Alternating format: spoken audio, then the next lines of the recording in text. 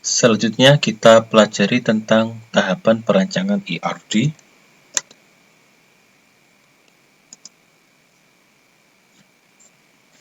Masuk ke model-model dari ERD. Ada banyak model dari ERD, namun dalam penggunaannya ada dua macam model ERD yang sering digunakan. Yang pertama adalah model Peter Chen atau nanti lebih dikenal dengan nama model Chen. Nah, model Chen ini bentuknya seperti ini ya.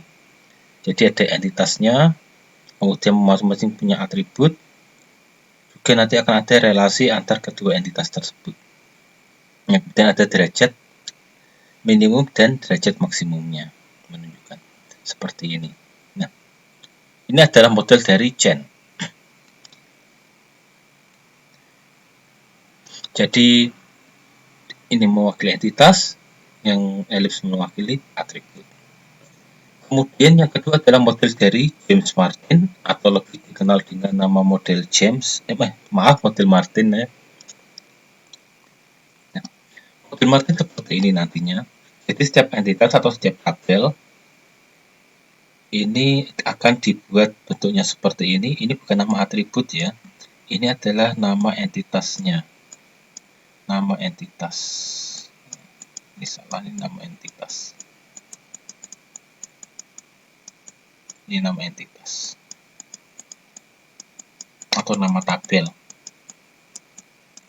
Nah, kemudian relasinya nanti derajat hubungan relasinya akan dibuat dalam satu garis seperti ini, dan untuk derajat maksimum dan derajat minimumnya nanti akan ada simbol yang seperti ini simbolnya.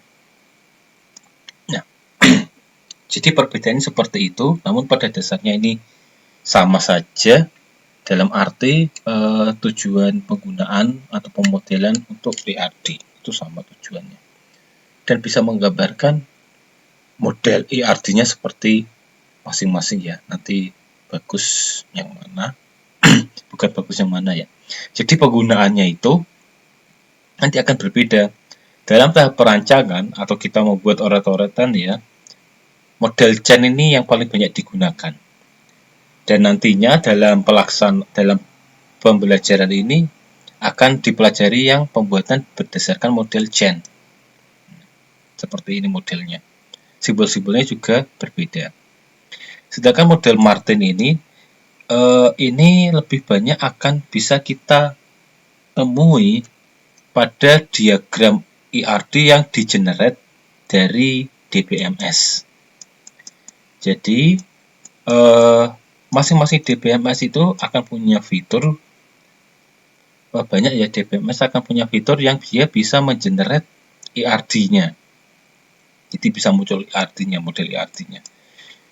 Ini diakses juga, Microsoft Access bisa, MySQL juga bisa.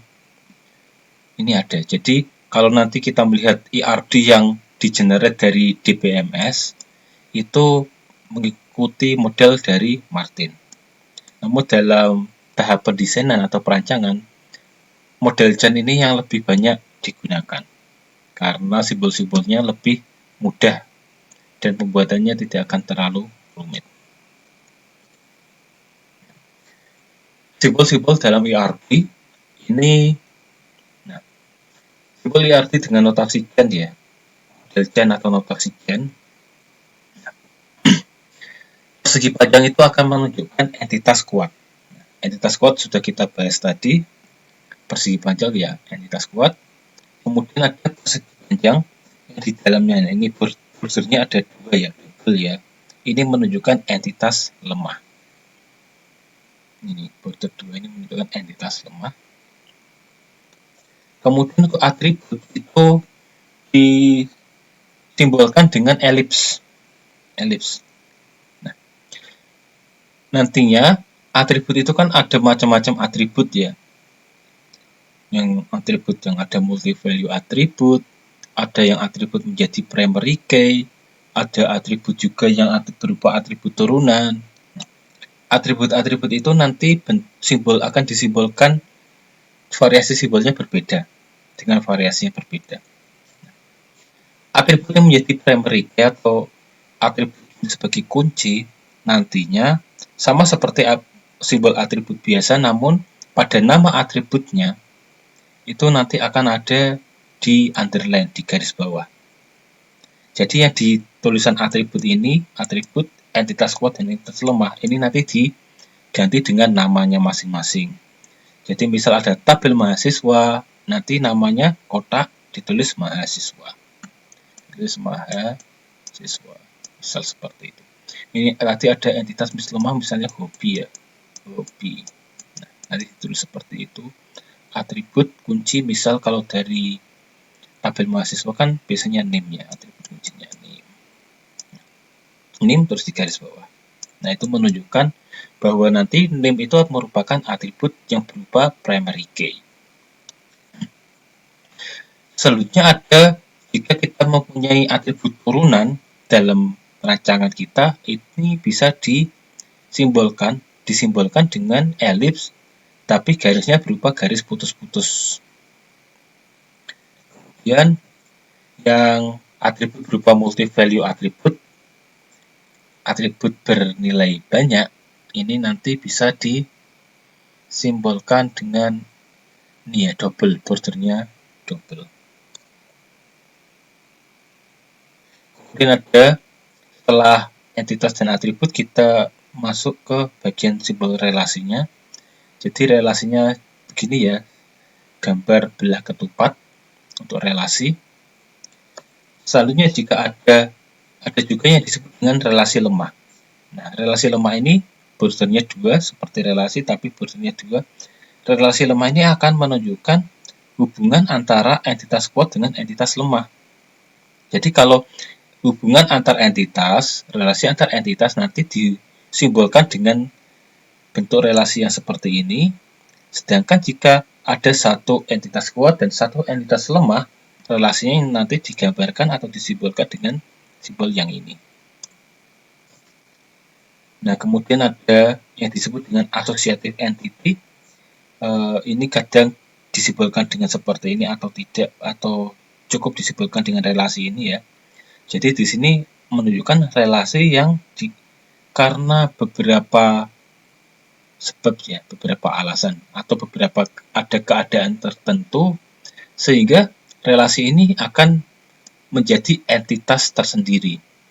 Nah, entitas tersendiri nanti akan dijelaskan lebih lanjut. Nah, dalam pembuatan relasi ini yang ketiga terakhir, kita diharapkan mengingat tentang kardinalitas one to one, one to many, dan many to many. Karena nanti pembentukannya akan berbeda tergantung kardinalitasnya. Nah, sedangkan simbol IRC dengan notasi Martin ini seperti ini ya. Jadi nanti ada simbol-simbol coret-coret dan sebagainya. Ini kita lihat ya. Nah, ini berhubungan dengan derajat relasi minimum dan derajat relasi maksimum atau kardinalitas kalau maksimum bisa kita lihat. Kita lihat yang pertama ada simbol yang ini ya, 2 garis tegak dijejer ini ya. Ini jadi nanti menunjukkan bahwa relasinya adalah 1 dan hanya 1. Jadi minimumnya adalah 1, maksimumnya adalah 1. Artinya minimum kan harus diisi, kemudian maksimumnya adalah 1. Kemudian yang kedua, lingkaran di garis seperti ini, atau kalau nanti dalam bentuk yang sebelah kanan begini ya. Jadi tinggal di garis terus lingkaran. Nah, ya, ini kalau dibalik seperti ini ya. Nah, ini menunjukkan interpolasinya 0 atau 1, 0 or 1. Jadi minimumnya boleh 0, maksimumnya adalah 1. Atau kardinalitasnya 1. Kalau kita lihat yang di sini 1-1, ini kalau dalam kardinalitas adalah ini ya, one to one atau many to one ya. Jadi yang one-nya yang belakang ini one di sini. Yang ketiga ada 1 atau lebih. Jadi minimumnya adalah 1, tapi maksimumnya bisa lebih. Ini dalam kardinalitas ini disebut dengan many ya, many kalau lebih dari 1. Nah, satu atau lebih disimbolkan dengan satu, ini garis tegak satu, kemudian ada cabang, 3 cabang seperti ini. Nah, ini kalau dibalik berarti kan gini ya, kalau dibalik. Nah, harus sebelah kiri. Ini nanti kanan kiri sama saja, tidak masalah. Kemudian ada 0, 1, atau lebih. Nah, ini simbolnya adalah 0, kemudian garis seperti ini ya.